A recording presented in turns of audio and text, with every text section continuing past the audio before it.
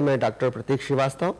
हमारे साथ मौजूद है इस समय मध्य प्रदेश के गुना से सांसद, कांग्रेस के सबसे लोकप्रिय, डायनामिक, एग्रेसिव लीडर, जिनकी पहचान पूरे देश में एक युवा और ऊर्जावान नेतृत्व के रूप में है, श्री ज्योतिरादित्य सिंधिया। आपका बहुत स्वागत है। नमस्कार।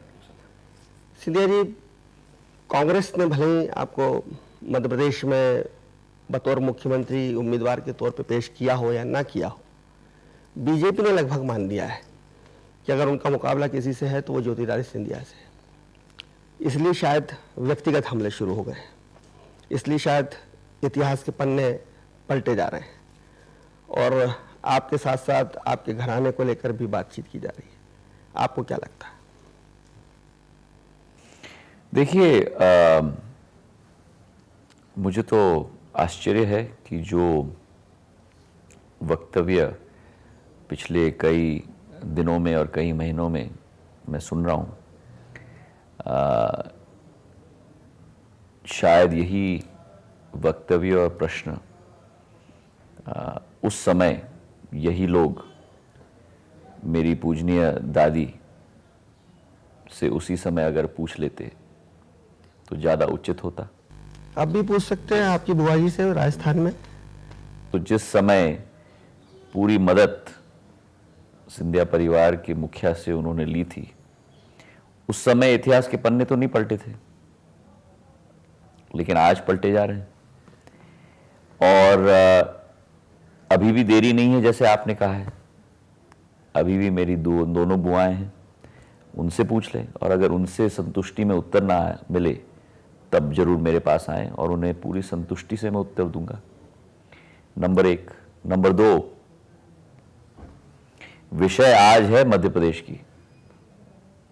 भाजपा की सदैव ये कोशिश रहती है ध्यान भटकाने के लिए, और मैं वो कतई होने नहीं दूंगा। वर्तमान में जो बेहाल मध्य प्रदेश हो चुका है, उसका मानचित्र और उसका चिट्ठा जनता के समक्ष केवल नहीं, लेकिन भाजपा के भी समक्ष में डालता ही रहूंगा। नहीं, आपके ऊपर प्रभात झा और पूरी बीजेपी ये फोकस कर रही है कि आप मुझे कोई कठिनाई नहीं है। करें सो करें, उनके पास कागज है, करें सो करें, मुझे कोई कठिनाई नहीं। मैं उनको आमंत्रित करता हूं। क्या ये संभव है कि सिंधिया घराने का कोई व्यक्ति जमीन वमीन का कोई घोटाला करे? इस तरह की बात हो सकती? जिंदगी खुली किताब है, जैसे मेरे पूज्य पिताजी की थी।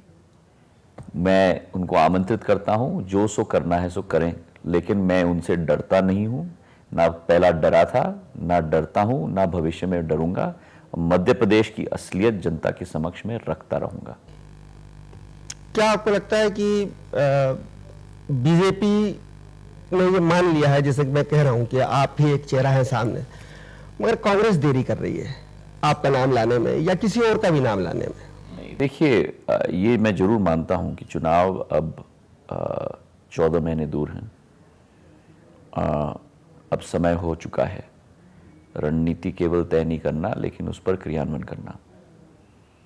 ये मैंने आपसे भी और आपके जैसे हमारे मीडिया के पत्रकार और इलेक्ट्रॉनिक मीडिया के हमारे भाई बंधु से मैंने कहा है स्पष्ट रूप से कि अब हमें तय कर लेना चाहिए।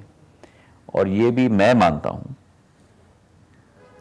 अनेक लोगों के अनेक विचार हो सकते हैं, लेकिन मैं मानता हूं कि हर प्रदेश में हमें नेतृत्व का निर्णय कर लेना होगा, और केवल नेतृत्व का निर्णय नहीं, लेकिन संगठन को भी उसी के साथ मजबूत करना होगा। दोनों चीज साथ में साथ जाने होंगे। केवल नेतृत्व या आप जो शब्द इस्तेमाल कर रहे हैं, चेहरा या जो भी, वो केवल काफी नहीं, लेकिन उसके साथ संगठन को भी मजबूत करना होगा और सभी को एक साथ में लेकर हमको चलना होगा, तभी यथासंभव होगी। क्या कांग्रेस में निर्णय लेने की धीमी गति है, जबकि सामने जो टीम है जिससे आपका मुकाबला है वह तुरंत निर्णय होते हैं? नहीं, हमने भी कई राज्यों में निर्णय लिया है। वर्तमान में भी हम सब लोग मध्य प्रदेश में, जैसे आपने पिछले 3-4 महीने में देखा है, हम सब लोग साथ में मिलकर कार्य कर रहे हैं। कांग्रेस का शीर्ष नेतृत्व, चाहे वो दिग्विजय सिंह जी हों, कमलनाथ जी हों, सुरेश पचौरी जी हों, अरुण हो, अजय सिंह जी हों, हम लोग सब साथ मिलकर हम लोग कार्य कर रहे हैं। तो अब मुझे लगता है कि एक तीव्र गति मिलना शुरू हो चुकी है। चुनाव में क्या बेहतर रहेगा, सामूहिक नेतृत्व या किसी फेस को सामने रख के चुनाव लड़ना? जैसे मैं तो- पंजाब में आपने लड़ा, अमरिंदर सिंह का नाम है। मैं तो मानता हूं कि चेहरे के बिना काम नहीं चलने वाला अब इस देश में, चाहे वो किसी भी राज्य की आप बात करो। मैं मानता हूं कि एक्सेप्शंस सदैव होते हैं, पर सामान्य तौर पर मैं मानता हूं कि आज जनता जानना चाहती है किसी भी राज्य में। आप राज्य के चुनाव छोड़ लो, मैं तो आपसे प्रश्न पूछना चाहता हूं, चाहे वो विधानसभा का चुनाव हो, चाहे लोकसभा का चुनाव हो, चाहे जिला पंचायत का चुनाव हो, चाहे वो पार्षद का चुनाव हो, हर क्षेत्र में आज जनता चाहती है कि मैं किसको वोट दे रहा हूं, जानना चाहती है। तो इससे हम लोग अलग नहीं हो सकते। लेकिन दोबारा मैं कह रहा हूं, केवल चेहरा देना काफी नहीं है, लेकिन एक ऐसा चेहरा होना चाहिए जो सभी को एक साथ मिलकर ले। आप बहुत लोकप्रिय हैं मध्य प्रदेश में, ये पिछले 3 महीने में भी साबित हुआ। जिस तरह से भीड़ आपके साथ आ रही है, जिस तरह से कांग्रेस के कार्यकर्ता आपके साथ आ रहे हैं, चाहे वो मंदसौर हो, भोपाल का सत्याग्रह हो, आपकी लोकप्रियता को लेकर कोई संदेह भाजपा के मन में भी नहीं है और कांग्रेस और जनता के मन में भी नहीं है। लेकिन फिर भी आपका नाम नहीं आ पाना हाईकमान के द्वारा, क्या आप ही के, जिनका आप नाम ले रहे थे, 100 नाम धन्य वरिष्ठ नेताओं का, ये लोग शायद आपके नाम पे सहमत नहीं होते? क्या मुझे इस विषय में ना मैं विश्लेषण देना चाहता हूं, ना मुझे इस बात की चिंता है। मैं तो अपने काम पे लगा हूं और मैं ये भी स्पष्ट रूप से आपको कहना चाहता हूं कि इस बार जो आप लोगों की सही मायने में आप लोगों की आलोचना होती थी कि कांग्रेस में एकजुटता का अभाव है, इस बार सारी कांग्रेस एक हो चुकी है और वो भी चुनाव के 15-16 महीने। क्यों नहीं होती? मैं ना उसमें मैं रुचि रखता हूं। मैं तो मानता हूं कि मैं कांग्रेस का सामान्य कार्यकर्ता हूं और उसी के आधार पर मैं कार्य कर रहा हूं, उसी के आधार पर मैंने 15 साल कार्य। बीजेपी इस चुनाव में को श्रीमंत वर्सेस सामान्य आदमी, शिवराज कहते हैं मैं तो आम आदमी हूं, किसान हूं, मामा हूं, और दूसरी तरफ जब आपका नाम आता है, आपका चेहरा आता है, तो वो एक श्रीमंत जयमान सिंह पवैया, और दूसरे लोग कहते हैं कि शिलालेख पे श्रीमंत क्यों लिखा जाता है? देखिए, मेरा नाम ज्योतिरादित्य सिंधिया है। मैंने मेरा सौभाग्य है कि मुझे अवसर मिला विश्व के कई विश्वविद्यालयों में पढ़ाई करने के लिए।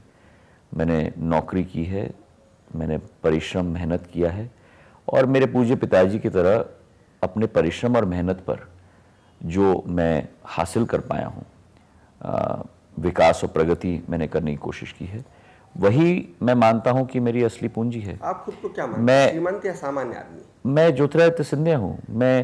मैं अपने इतिहास और अपने अतीत पर मुझे बड़ा गर्व है। मेरे परिवार की जो पृष्ठभूमि रही है भारत के विकास और प्रगति में, और हमारी भी शुरुआत जब आप देखोगे, हमारी शुरुआत जब हुई थी, सातारा के छोटे से गांव से हमारी शुरुआत हुई थी जिसका नाम है कनेरखेड़। उस गांव के हम पाटिल थे, जो उस ज़माने में महाराष्ट्र में मराठी में पाटिल का नाम उसको दिया जाता है जो उस गांव का सरपंच होता है। तो हमारी शुरुआत भी ज़मीन से हुई है और उस इतिहास पर मुझे बड़ा गर्व है। लेकिन वो मेरा अतीत है। मैं अपने वर्तमान में जीता हूँ और भविष्य के लिए, अपने भविष्य के लिए कार्य करता हूँ। क्या आपका भविष्य प्रदेश का मेरा वर्तमान ज्योतिरादित्य सिंधिया है और मेरा भविष्य ज्योतिरादित्य सिंधिया है। मैं किसी कुर्सी, पद, ये मेरी आशा अभिलाषा नहीं है। अगर आप पूछो मेरे असली आशा अभिलाषा क्या है, वो है कि मध्य प्रदेश की 7.5 करोड़ की जनता के दिल में अगर मैं छोटा सा स्थान पा पाऊं, मैं अपने जीवन को सफल मानूंगा। कुर्सी और पद ना मेरे पूज्य पिताजी उसके प्रति आकर्षित थे, ना मैं आकर्षित हूं। और मेरी कार्यशैली के आधार पर आपने भी शायद पिछले 15 वर्ष में देखा होगा, मैं 8 साल मंत्री रहा। आजकल की बात चल रही है लाल बत्ती के बारे में कि उसे त्याग कर देना चाहिए और नियम बनाया गया। तब भी नहीं लगाते थे। मैं 8 साल भारत सरकार का मंत्री रहा हूं, लेकिन मैंने एक दिन भी अपनी गाड़ी में लाल बत्ती, चाहे मध्य प्रदेश में हो और चाहे दिल्ली में हो, एक दिन भी मैंने नहीं लगाई। फिर ये आपके ऊपर जो अशोकनगर वाला मामला हुआ, जिस तरह से आपको दलित विरोधी ठहराने की कोशिश की, सड़क अशोकनगर से लेकर संसद तक, ये क्या है? ये भाजपा की कोशिश है उनकी आदत है 3 चीज। नंबर 1 झूठ बोलो, नंबर 2 बार बार बोलो, और नंबर 3 जोर से बोलो। और यही उस मुहिम के तहत कोशिश है। मैं मानता हूं कि जिंदगी में आप और हम मनुष्य हैं, हर व्यक्ति गलती कर सकता है, लेकिन अगर झूठ का आरोप मेरे ऊपर लगाया, वो मैं सख्त रूप से उसका सामना करूंगा। और इसलिए मैंने कड़े कदम उठाए हैं संसद के अंदर भी, जहां मैंने विशेष अधिकार हनन के आधार पर मैंने प्रिविलेज मोशन मूव किया है, और सदन के बाहर भी, जहां मैंने डेफेमेशन नोटिस भेजा है। अगर झूठ का आरोप मेरे ऊपर कोई लगाएगा तो उसका ईंट का जवाब पत्थर से मैं दूंगा। सिंधिया जी, आप बहुत लोकप्रिय हैं, जनता भी उमड़ रही है, लेकिन उस लोकप्रियता को वोटों तक पहुंचाना, मशीन तक पहुंचाना, वो जो एक मशीनरी चाहिए, जो संगठन चाहिए, वो पिछले 10-15 साल में कांग्रेस का बहुत कमजोर हुआ है। कांग्रेस का कार्यकर्ता पार्टी का कार्यकर्ता नहीं है, वो किसी नेता का वफादार है, वो किसी पर्टिकुलर खेमे के साथ जुड़ा हुआ है। आपको नहीं लगता है कांग्रेस की सबसे बड़ी कमजोरी है कि बूथ लेवल पे आप उतने मजबूत नहीं हैं जितना भाजपा या राष्ट्रीय स्वयंसेवक बूथ लेवल पे मजबूत है, और यही असली डिफरेंस है आपके और भाजपा के बीच में? शायद जो आप कह रहे हो उसमें जरूर शायद सच है, क्योंकि कोई भी पार्टी जब 15 साल सरकार में होती है, उसको बहुत समय मिलता है अपने संगठन को खड़ा करने के लिए।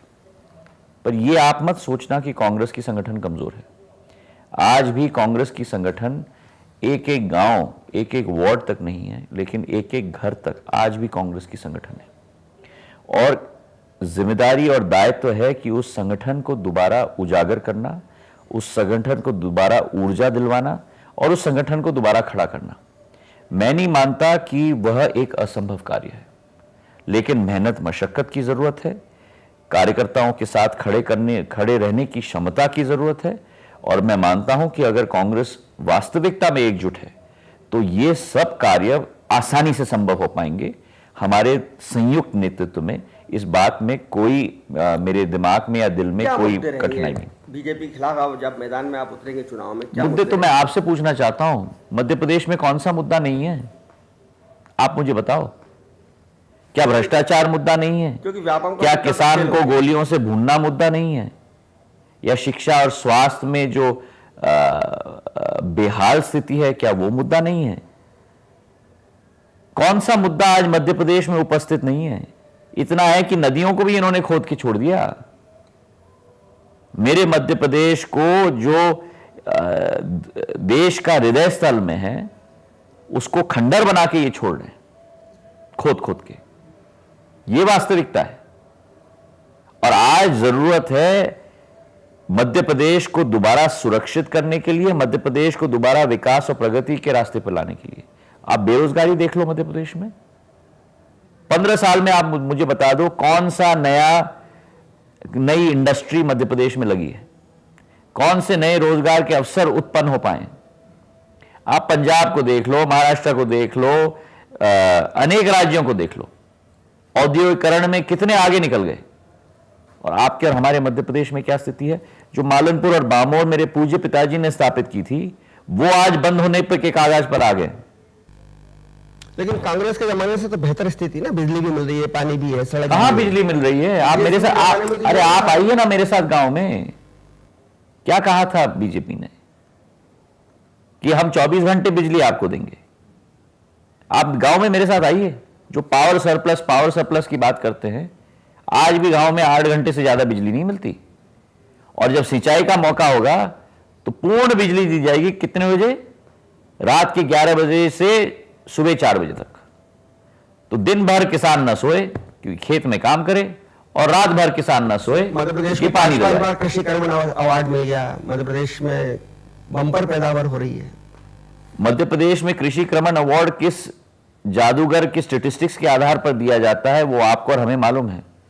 जिस राज्य में 12,000 किसान हर साल आत्महत्या करें, जिस राज्य में गोलियों से किसानों को भूना जाए, उस राज्य में आप कहेंगे कि कृषि बहुत आगे। शिवराज जी कहते हैं कि आप तो लाशों पे राजनीति करते हैं, आप उनसे मिलने जा रहे हैं किसानों से। जो मर जाता है वो कहीं नहीं, किसान आत्महत्या करे, आप जाता है। और मुझ में कि शिवराज सिंह जी उन किसान परिवारों को अपने मंच पे बुलाते हैं जो हिंदुत्व की बात करते हैं 13 दिन के समय के के पहले जब उनको उनके घर में जाना चाहिए और स्वयं आप गोलियों से भुनवा देते हो अपने सरकार के द्वारा और फिर आप ही उपवास पे बैठ जाते हो, ये कहां का ढोंग है?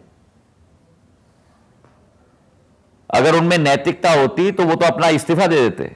आप देख रहे थे मध्य प्रदेश के सबसे लोकप्रिय चेहरे को, श्री ज्योतिरादित्य सिंधिया को, जो कह रहे थे कि कांग्रेस अगर वाकई में वास्तव में एकजुट है तो दिन बदलते देर नहीं लगेगी।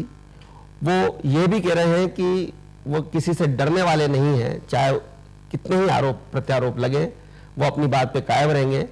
लेकिन एक बात तय है कि बीजेपी को भी ज्योतिरादित्य सिंधिया से डर लगता है और कांग्रेस के कई दिग्गज नेताओं को भी ज्योतिरादित्य सिंधिया से डर लगता है, क्योंकि वो इस वक्त मध्य प्रदेश की राजनीति में शायद सबसे लोकप्रिय और सबसे साफ छवि के नेता हैं। आपको हमारा कार्यक्रम कैसा लगा जरूर बताइएगा।